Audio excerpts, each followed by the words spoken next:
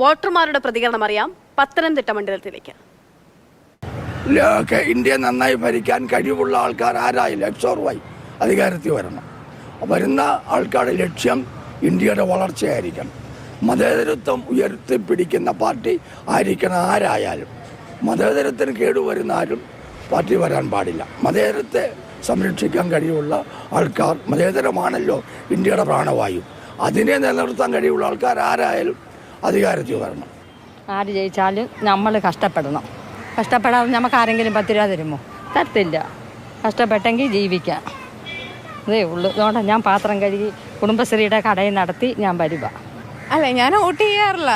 ഞാൻ ഇതൊരു വോട്ട് ചെയ്തിട്ടില്ല. എനിക്ക് വോട്ട് ചെയ്യണം താല്പര്യമില്ല. എനിക്ക് അങ്ങനെ താല്പര്യമില്ലാത്ത ഒരാളാണ്. കാരണം ഈ ഇവിടുത്തെ ഭരണത്തിനോടൊന്നും എനിക്ക് ഒരു താല്പര്യമില്ല. അതുകൊണ്ട് തന്നെ അത്രേ ഉള്ളൂ.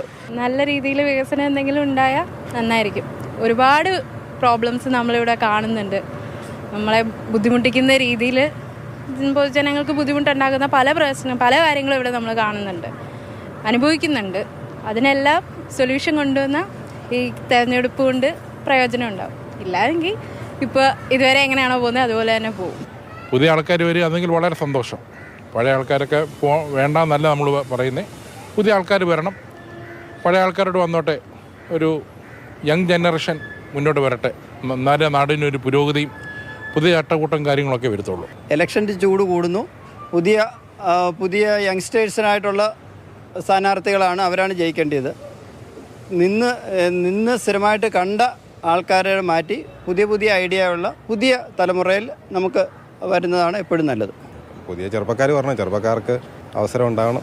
പഴയ ആൾക്കാർ നിന്നിട്ട് പ്രത്യേകിച്ച് ഇവിടെ മാറ്റങ്ങളൊന്നും കാണുന്നില്ല.